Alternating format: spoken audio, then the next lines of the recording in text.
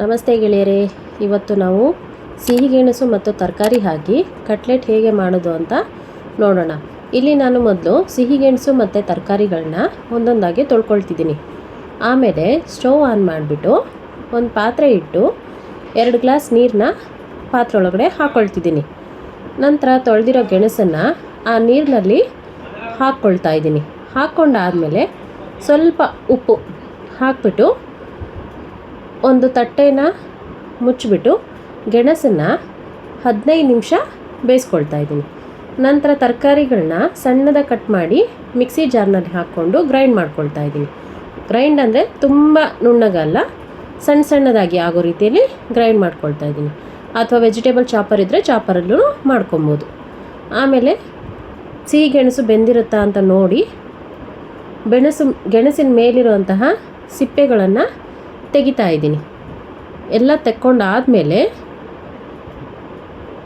ಒಂದು ಬೌಲ್ನಲ್ಲಿ ಇಟ್ಕೊಂಡು ಒಂದೊಂದೇ ಸಿಹಿ ಗೆಣಸನ್ನು ನಾನಿಲ್ಲಿ ತುರ್ಕೊಳ್ತಿದ್ದೀನಿ. ನಿಮಗೆ ಬೇಕು ಅಂತಂದರೆ ಸ್ಮ್ಯಾಶ್ ಮಾಡ್ಕೊಬೋದು ಅಥವಾ ತುರ್ಕೊಬೋದು. ನಂತರ ಎಲ್ಲ ತುರ್ಕೊಂಡಾದಮೇಲೆ ಒಂದು ಬೌಲ್ನಲ್ಲಿ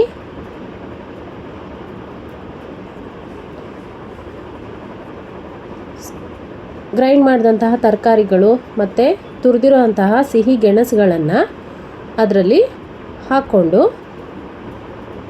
1 ಇಂಚಷ್ಟು ತುರಿದಿರುವಂತಹ ಶುಂಠಿ, 2 ಸಣ್ಣಗೆ ಕಟ್ ಮಾಡಿರುವಂತಹ ಈರುಳ್ಳಿ, 1 ಸ್ಪೂನ್ ಕಡಲೆ ಹಿಟ್ಟು, 2 ಸ್ಪೂನಷ್ಟು ಕಾರ್ನ್ಫ್ಲೋರ್ ಪುಡಿ,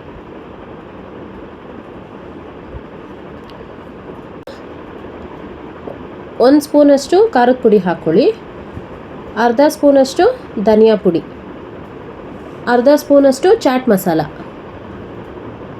ಆಮೇಲೆ ರುಚಿಗೆ ತಕ್ಕಷ್ಟು ಉಪ್ಪು, 1 ಸ್ಪೂನಷ್ಟು ಚಿಲ್ಲಿ ಫ್ಲೇಕ್ಸ್ ಹಾಕ್ಕೊಂಡು ಎಲ್ಲ ಮಿಕ್ಸ್ ಮಾಡ್ಕೊಳ್ಳೋಣ.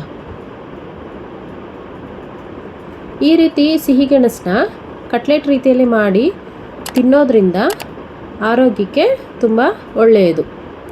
ಅಂದರೆ ಸಿಹಿಗೆಣಸು ಮತ್ತು ತರಕಾರಿಗಳೆಲ್ಲ ಮಿಶ್ರ ಆಗಿರುತ್ತೆ. ಸಿಹಿಗೆಣಸಿನಲ್ಲಿ ಜೀರ್ಣಕ್ರಿಯೆ ತುಂಬ ಚೆನ್ನಾಗಿರುತ್ತೆ, ಕಣ್ಣಿನ ಆರೋಗ್ಯಕ್ಕೂ ತುಂಬ ಒಳ್ಳೆಯದು ಮತ್ತು ರೋಗ ನಿರೋಧಕ ಶಕ್ತಿಯನ್ನು ಕೂಡ ಹೆಚ್ಚಿಸುತ್ತೆ. ನಂತರ ಸಿಹಿಗೆಣಸನ್ನ ಒಂದೊಂದೇ ಉಂಡೆಗಳನ್ನ ಹಾಗೆ ಮಾಡಿ ಕಟ್ಲೆಟ್ ರೀತಿಯಲ್ಲಿ ತಯಾರಿಸ್ಕೊಂಡು ಎಲ್ಲವನ್ನು ಒಂದು ತಟ್ಟೆಲಿ ಇಟ್ಕೊಳ್ತಾ ಇದ್ದೀನಿ ನಾನು. ನಿಮಗೆ ಯಾವ ರೀತಿ ಬೇಕಾದರೂ ಆ ರೀತಿ ಶೇಪ್ಸ್ನ ಮಾಡ್ಕೊಬೋದು.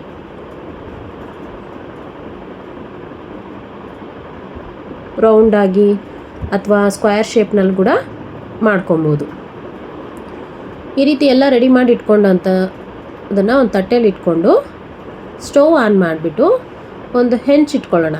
ಹೆಂಚಿಟ್ಕೊಂಬಿಟ್ಟು ಕಾದ್ಮೇಲೆ 1 ಸ್ಪೂನ್ ಎಣ್ಣೆ ಹಾಕ್ಕೊಳ್ತಾ ಇದ್ದೀನಿ ನಾನು. ಇಲ್ಲಿ ಜಸ್ಟ್ ಶಾಲೋ ಫ್ರೈ ಮಾತ್ರ ಮಾಡ್ಕೊಳ್ಳೋಣ.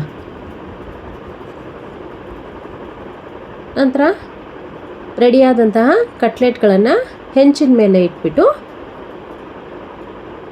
ಒಂದೊಂದಾಗೆ ಹೆಂಚಿನ ಮೇಲೆ ಇಟ್ಬಿಟ್ಟು ಶಾಲೋ ಫ್ರೈ ಮಾಡ್ಕೊಳ್ಳೋಣ.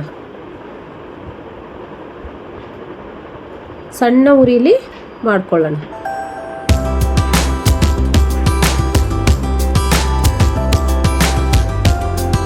ಸಣ್ಣ ಉರಿಲಿ ಮಾಡ್ಕೊಳ್ಳೋದ್ರಿಂದ ಒಳಗಡೆ ನೀಟಾಗಿ ಬೆಂದಿರುತ್ತೆ.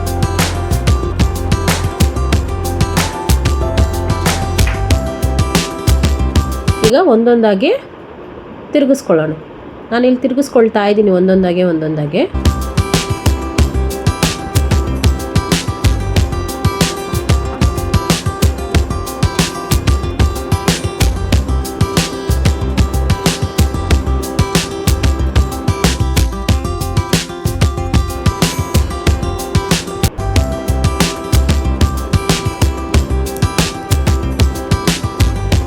ಬೇಕು ಅಂತಂದರೆ ಮುಚ್ಚಳ ಹಾಕ್ಬಿಟ್ಟು ಬೇಯಿಸ್ಕೊಬೋದು, ಅಥವಾ ಬೇಡ ಅಂತಂದರೆ ಹಾಗೇ ಬೇಯಿಸ್ಕೊಬೋದು.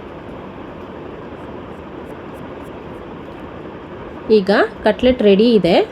ಒಂದೊಂದೇ ಸರ್ವಿಂಗ್ ಬೌಲ್ನಲ್ಲಿ ತೊಗೊಂಡು ಮಯೋನೀಸ್ ಮತ್ತು ಟೊಮೆಟೊ ಸಾಸ್ ಎರಡೂ ಮಿಕ್ಸ್ ಮಾಡಿ ಅದ್ರ ಜೊತೆ ತಿನ್ನೋದ್ರಿಂದ ತುಂಬ ಚೆನ್ನಾಗಿರುತ್ತೆ. ನಾನು ಈ ರೀತಿಯಾಗಿ ಮಾಡಿದ್ದೀನಿ, ನೀವು ಒಂದು ಸರ್ತಿ ಟ್ರೈ ಮಾಡಿ.